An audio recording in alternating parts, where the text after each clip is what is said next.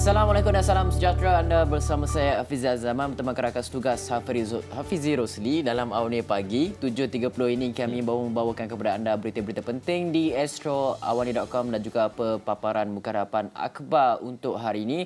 Tapi selepas saya melihat paparan muka hadapan akhbar tadi, saya lihat satu kes yang juga berprofil tinggi. Banyak betul kes-kes di mahkamah melibatkan individu-individu yang mempunyai nama besar, terutama sekali dalam politik, ya, Hafizi? Betul. Dan kalau kita lihat ahli politik ataupun kes-kes melibatkan ahli politik ini dibongkar, terutamanya isu melibatkan rasuah, penyalahgunaan kuasa sejak daripada 2018 juga.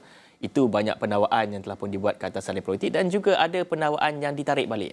Tapi kita tak nak ceritalah mengenai perkara itu. Tapi kita nak cerita mengenai pendakwaan yang sekarang ini telah pun berlangsung, masih lagi berlangsung di mahkamah sendiri, di mana ini melibatkan ahli Parlimen Kinabatangan dan juga isterinya yang juga merupakan sebelum ini seorang pelakon, Datin Sri Zizi Izzat, ahli Parlimen Kinabatangan tadi, Datuk Seri Bob Mokhtar, di mana mereka ini diarah untuk membela diri atas pentuduhan rasuah sebanyak 2.8 juta ringgit membabitkan Felcra Berhad. Di mana Hakim Mahkamah Session Kuala Lumpur, Rosina Ayub, membuat keputusan itu pada Jumaat selepas mahkamah selesai mendengar hujahan daripada pihak pendakwaan dan pembelaan pada 24 Jun yang lalu. Dan selepas meneliti keterangan saksi-saksi pendakwaan serta pengujahan kedua-dua pihak, mahkamah telah pun mendapati pendakwaan berjaya membuktikan kes prima facie terhadap kedua-dua tertuduh di akhir pendakwaan. Bermakna ada asasnya pendakwaan tersebut. Dan justru mahkamah memerintahkan Bob Mokhtar selaku tertuduh pertama, manakala Zizi Izzat tertuduh kedua, untuk membela diri di atas pertuduhan menerima suapan bagi mendapatkan kelulusan untuk Felcra Berhad melabur 150 juta ringgit bagi menyertai produk unit amanah Public Mutual Berhad.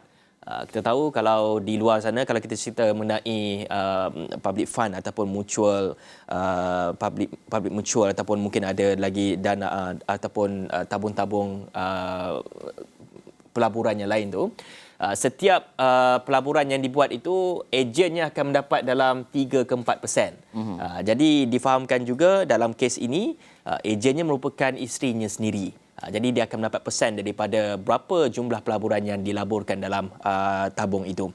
Dan katanya selepas mendengar keterangan saksi berkaitan saksi pendakwaan ke-24 dan ke-25, walaupun terdapat percanggahan rakaman percakapan dalam keterangan lisan mereka di mahkamah terbuka, mahkamah ini mendapati ia tidak memberi kesan kepada pertuduhan terhadap kedua-dua tertuduh, dan walaupun mahkamah mengambil maklum percanggahan tersebut, setelah meneliti keterangan dengan hati-hati, mahkamah menerima keterangan lain dan juga banyak lagi lah keterangan-keterangan anda boleh saksikan di laman web kami di astroawani.com. Ini satu berita juga pendedahan yang telah pun dibuat oleh SPRM sendiri, pembongkaran melibatkan salah guna kuasa dan juga isu rasuah sendiri, Hafizi. Ya, dan dalam masa yang sama satu lagi kes yang sedang ataupun telah dijatuh hukum sebenarnya di Mahkamah Tinggi baru-baru ini melibatkan isteri bekas Perdana Menteri Datin Sri Rosmah Mansor, yang mana kalau kita lihat Datin Sri Rosmah mengemukakan rayuan terhadap sabitan dan hukuman ke atasnya bagi 3 pertuduhan rasuah berkaitan projek hybrid solar bernilai 1.25 bilion ringgit untuk 369 sekolah di luar bandar di Sarawak. Dan Peguam Datuk Akberdin Abdul Kadir yang mewakili Rosmah ketika dihubungi mengesahkan perkara tersebut. Dan menurut notis rayuan, Rosmah tidak berpuas hati dengan keseluruhan keputusan Hakim Muhammad Zani Mazlan semalam yang ingin merayu terhadap keputusan yang mensabitkan mengikut Seksyen 16(a) Akta SPRM 2009 serta hukuman penjara dan denda di bawah Seksyen 24 Akta SPRM 2009. Dan isteri bekas Perdana Menteri itu turut memfailkan rayuan terhadap keputusan Hakim Muhammad Zani yang menolak permohonannya supaya Hakim itu menarik diri daripada mendengar dan membuat keputusan kes berkenaan. Dan kita juga tahu 2 hari lepas Mahkamah Tinggi jatuhkan hukuman penjara berjumlah 30 tahun dan denda 970 juta ringgit ke atas Rosmah selepas didapati bersalah atas 3 pertuduhan rasuah. Dan Rosmah dijatuhi hukuman penjara 10 tahun bagi setiap pertuduhan dan ia dijalankan secara serentak. Dan jika gagal bayar denda 970 juta itu, 30 tahun tambahan akan dikenakan.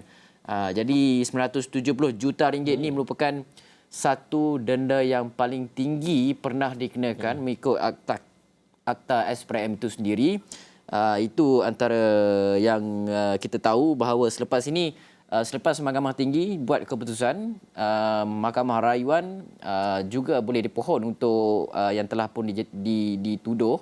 Mereka boleh membuat rayuan di Mahkamah Rayuan. Kemudian sekiranya masih lagi memerlukan pertimbangan ataupun tidak puas hati, mereka boleh pergi kepada Mahkamah Persekutuan seperti yang telah pun dilalui oleh bekas Perdana Menteri Datuk Seri Najib Tun Razak.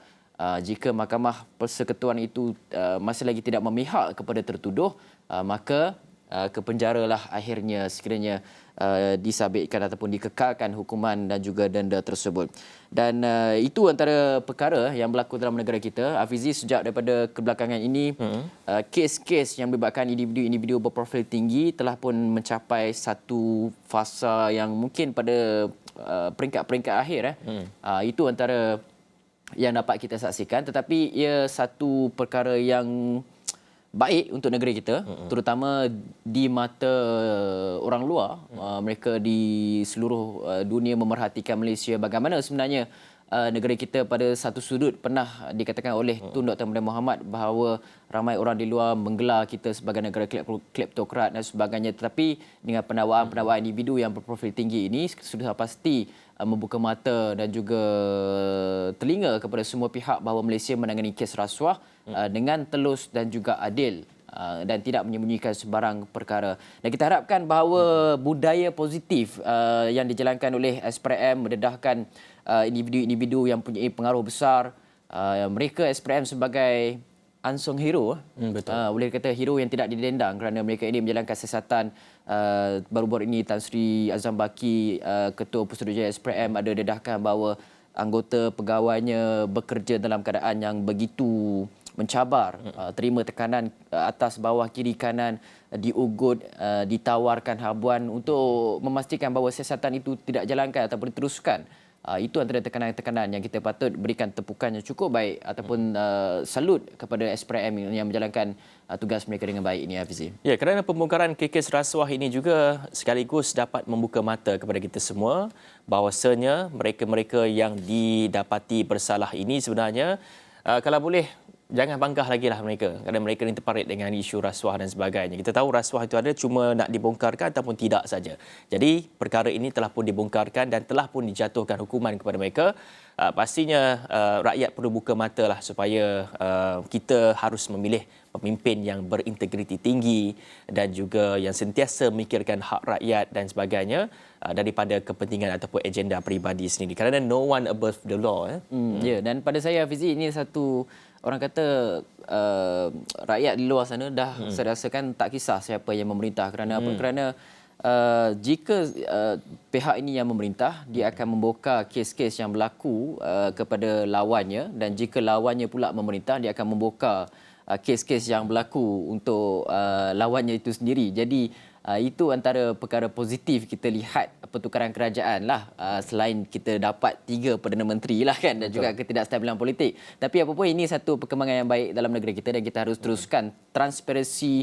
Contohnya kapal LCS kan, kita lihat dokumen-dokumen penting yang melibatkan ataupun terkait dengan pendakwaan rasuah dan sebagainya didedahkan kepada rakyat, didedahkan kepada umum, dan transparansi inilah yang kita mahukan ataupun rakyat mahukan untuk menentukan dan juga menilai kepimpinan yang mana patut dipangkah ketika pilihan raya nanti. Pilihan raya dah nak dekat dah ni, Hafiz. Elok juga bongkar-bongkar ni, at least rakyat tahu macam mana integriti mereka ni, bagaimana kepribadian mereka ini, dan bagaimana sebenarnya mereka ini sebenarnya ada agenda peribadi sendiri ataupun kepentingan sendiri melebihi daripada untuk mengurus dan juga untuk memerintah dalam negara kita ini. Itu sedikitlah cerita mengenai kes mahkamah yang sedang berlangsung pada ketika ini yang hangat diperkatakan. Satu lagi kes COVID-19 macam biasalah. Sekarang ini mungkin kita pada tahap yang agak baik juga, terkawal. 2,000 terkawal, 2,000 ataupun 3,000 kes saja sehari.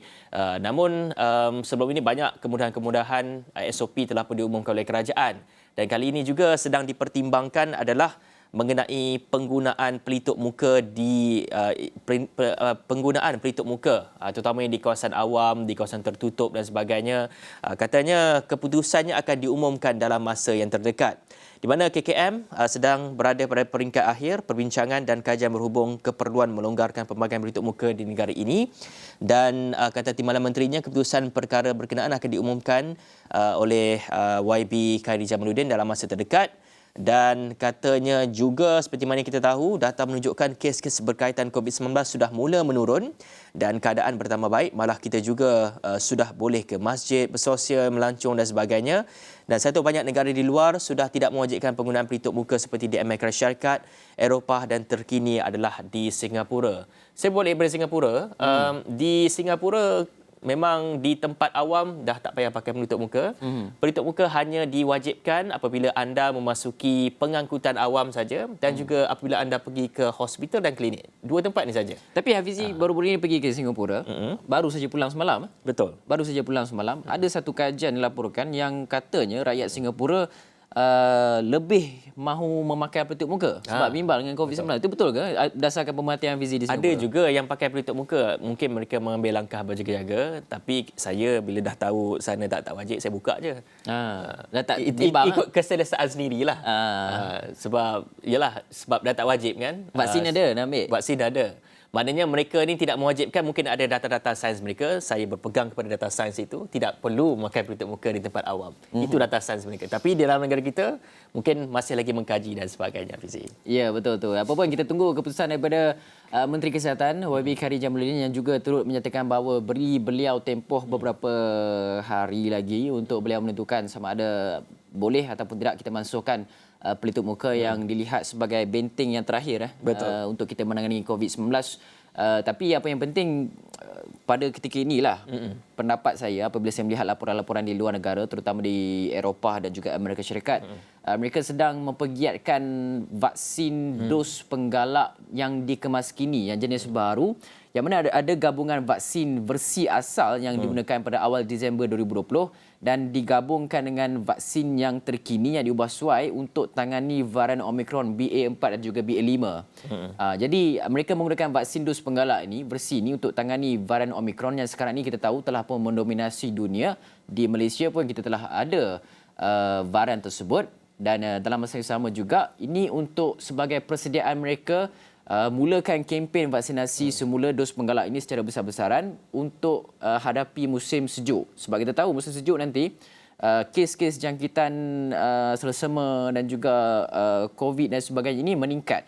Dan itu telah pun dibuktikan sejak daripada 2 tahun yang terakhir kes-kes jangkitan ada gelombang baru di Eropah dan juga Amerika Syarikat ketika musim sejuk. Jadi jika kita nak longgarkan musim pelitup muka, perlu kita lihat bagaimana dos penggalak ataupun purata individu yang ambil dos penggalak dalam negara kita, adakah kita setelah pun bersedia ataupun imunitinya adakah masih ada dan sebagainya. Sepatutnya pada ketika ini peringkat di Kementerian Kesihatan Malaysia sudah pun ada kajian-kajian tertentu yang dibuat berdasarkan 2 tahun mereka pemerhatian terhadap virus COVID-19 yang ada mutasi pelbagai ini, Hafizi. Ya, betul. Itu sedikitlah cerita mengenai COVID-19 dan masa yang sama juga kita nak bawakan kes-kes jenayah dalam negara kita yang saya kira sejak kebelakangan ini ataupun mungkin sebelum ini kita dah banyak kali dengar apabila majikan di Malaysia mengambil pembantu rumah daripada negara-negara jiran seperti Indonesia, Filipina dan sebagainya.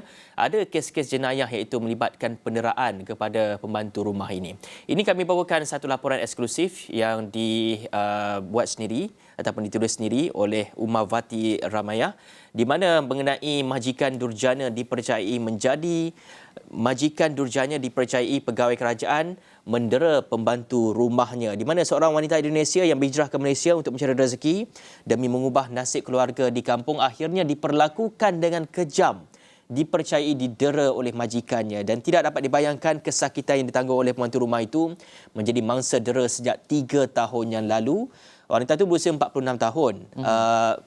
Dia bukan saja dikurung dan dipantau ketat, malah ditampar, dicederakan menggunakan kayu di muka sehingga mengakibatkan lebam dan dia juga bekerja secara percuma. Sesin pun dia tak bayar. Betapa kejamnya majikan yang juga merupakan penjawat awam ni. Dan wanita dan dia juga lebih buruk lagi, mangsa turut didakwa disimbah air panas sehingga melecur teruk di belakang badannya dan berat badannya menyusut sehingga 30 kilogram. akibat kekurangan zat. Ini satu perkara yang sangat serius yang pastinya sekiranya banyak lagi kes ini berlaku, ia sedikit sebanyak akan mengganggu-gugat hubungan antara Malaysia dan juga Indonesia itu sendiri. Kerana sebelum ini pun Indonesia telah pun menghalang daripada kemasukan pekerja-pekerjanya. Itu disebabkan oleh mungkin dari segi polisi ataupun dari segi kemasukan, proses kemasukannya. Tapi kalau banyak kes-kes macam ini, saya pasti ia akan memberi impaklah kepada kemasukan pekerja asing terutama daripada Indonesia yang menjadi pembantu rumah pada masa hadapan, Fizi. Ya, dan dalam masa yang sama kes tersebut juga telah mendapat perhatian daripada Menteri Sumber Manusia itu Datuk Seri M. Saravanan yang menyatakan bahawa beliau telah pun arahkan Jabatan Tenaga Kerja Semenanjung Malaysia siasat kes penderaan membabitkan pembantu rumah warga Indonesia ini, dan kerajaan tidak akan melindungi identiti mana-mana majikan yang didapati bertindak di luar batas kemanusiaan. Meskipun ia masih dalam peringkat siasatan, dan tindakan tegas akan diambil sekiranya majikan didapati gagal patuh perundangan perburuhan termasuk perbuatan yang bercanggah dengan elemen-elemen buruh paksa. Jadi kita harapkan bahawa kes ini dapat disiasat dengan lebih terperinci, dan sebenarnya orang di luar sana apabila saya lihat di sosial media mereka ataupun Israwani muat naik post ini, ramai yang nak nyatakan dedahkan saja majikan itu siapa dan sebagainya. Kami tak boleh dedahkan kerana masih lagi peringkat siasatan. Kalau kata dah dituduh ni mahkamah dan sebagainya, barulah boleh kita dedahkan siapa majikan berkenaan. Dan dalam masa yang sama kita juga lihat bagaimana sebenarnya ini memberikan impak kepada seperti Hafizi katakan hubungan Indonesia juga Malaysia, tapi perlu kita lihat bagaimana mereka ini datang daripada negara yang jauh. Kadang-kadang kita bersembang dengan mereka ataupun warga asing yang bekerja dalam negara, terutama yang banyak dalam negara kita lah, di individu daripada warga Myanmar, Indonesia dan sebagainya. Kita tanyakan kepada dia, berapa lama dah ada? 5, ada yang kata 10 tahun, ada yang sampai 30 tahun dah ada kat sini, tak berjumpa ahli keluarga, datang mencari rezeki dan sebagainya, semata-mata untuk memastikan bahawa kelangsungan hidup keluarga mereka di negara asal. Jadi apabila diperlakukan sedemikian rupa, ini sudah pasti satu perkara yang tidak sepatutnya berlaku di Malaysia dan mengundang persoalan orang luar terhadap pandangan kepada Malaysia. Malaysia ni negara apa ni? Negara kejam ke apa ni? Jadi ini sedikit sebanyaklah, walaupun kes ni hanya sebilangan kecil, tapi akhirnya sebagai kata orang pepatah, disebabkan nila setitik rosak susu sebelanga. Begitulah bagaimana persepsi kita akan rosak teruk. Betul, kita ni perjuangan NGO kita di negara-negara yang bergolak dan sebagainya, semua ni akan orang kata diperkatakan apabila kita sendiri pun tidak orang kata mendapati apa yang diperkatakan apabila ada rakyat kita berbuat demikian kepada warga yang lain. Okey, banyak lagi sebenarnya kita nak bawakan kepada anda di laporan astrooni.com, tapi kita berhenti dulu rehat seketika, kita akan kembali selepas ini.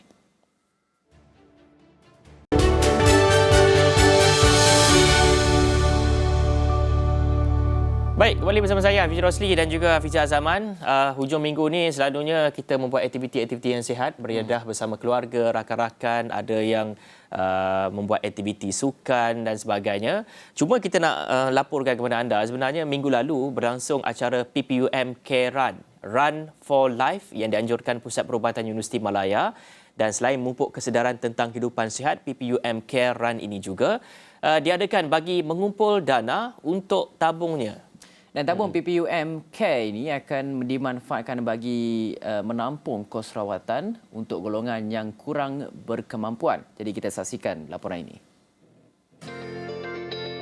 Acara PPUM Care Run menyaksikan 3 kategori dipertandingkan. Kategori wanita dan lelaki terbuka 5 km dan keluarga 3 km. Larian dilepaskan pengerusi Lembaga Pengarah PPUM, Datuk Rosnah Rashid Sherlin. Menurut pengarah PPUM, Profesor Dr. Nazira Hassan, acara larian Run for Life juga dapat meningkatkan pendedahan kepada orang awam tentang peranan PPUM sebagai peneraju pengajaran perubatan. Jelas beliau, pihaknya mensasarkan kutipan RM500,000 setiap tahun untuk tabung berkenaan. Lazimnya, tabung memanfaatkan golongan B40. Namun, beliau akui sedang meneliti untuk memperluaskan kriteria bantuan kepada golongan lain. Dana daripada tabung PPM Care ini digunakan macam saya kata untuk pesakit B40 dan ianya untuk membuat pembayaran ubat-ubat khas, ubat-ubat yang mahal yang tidak ada dalam standard formulary kita, dan juga untuk pembayaran implan ataupun keperluan equipment, rehabilitation equipment dan sebagainya.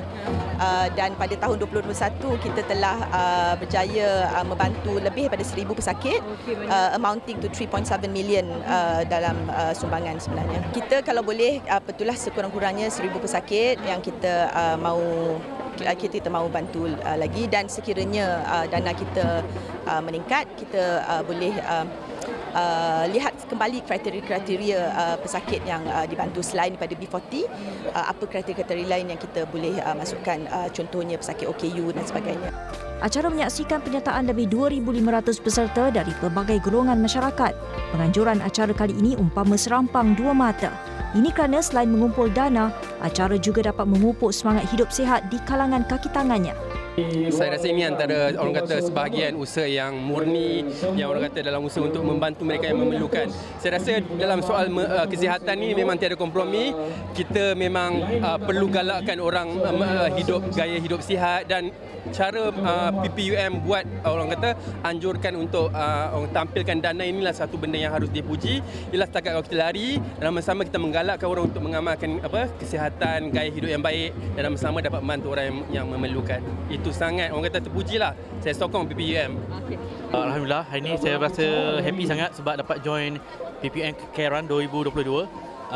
Bukan saja saya dapat enjoy lari bersama kawan-kawan, at the same time juga saya dapat menyumbang kepada tabung PPM untuk membantu golongan-golongan yang memerlukan, kerana setiap yuran pendaftaran akan disalurkan kepada badan-badan organisasi yang memerlukan rawatan perubatan. Jadi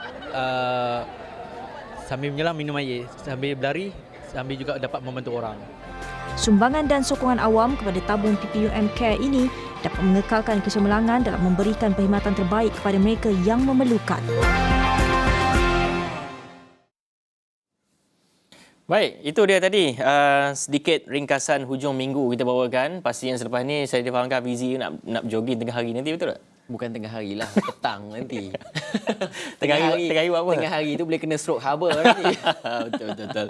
Jadi bahaya, kita kena tengok dulu keadaan stilin free ke tak. Janganlah waktu hujan berkedah-kedah juga, risau juga. Kalau petang cuaca baik, okey. Cerita pasal waktu hujan ni, kita tahu bulan 12 ni musim tengkujuh. Jadi tapi ada yang katakan bahawa mungkin akan ada pilihan raya umum yang ke-15. Turut sama kita hangat dengar dikatakan pada ketika ini.